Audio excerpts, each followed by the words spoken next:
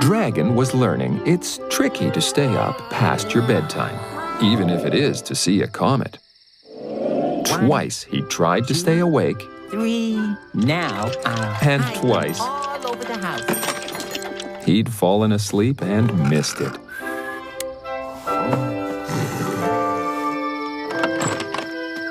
He decided this time he'd try to stay awake outside, where there weren't soft things like beds and sofas to fall asleep on. It was just a little past his bedtime, and Dragon hadn't been in his yard this late at night before. Wow! I've never seen that many stars in the sky before. There were so many stars.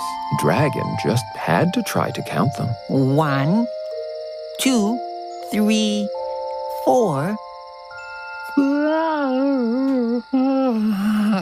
Whoops. Counting the hearts on my blanket was how I made myself fall asleep the first time I tried to stay up late. He'd find something else to do until the comet appeared. Then, he heard something. A cricket. I wonder where it is.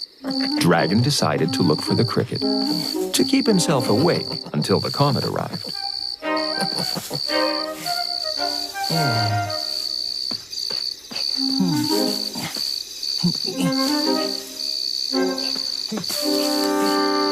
Oh, wait. Running around trying to find all the ringing alarm clocks was how I made myself fall asleep last night. He decided he'd just sit on the blanket and wait. He wouldn't count things or run around looking for things. He'd just sit and wait.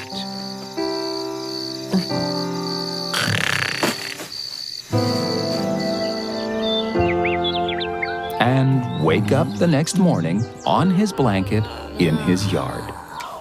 Bedtimes would be much easier to stay awake past if staying awake past them didn't make you so sleepy.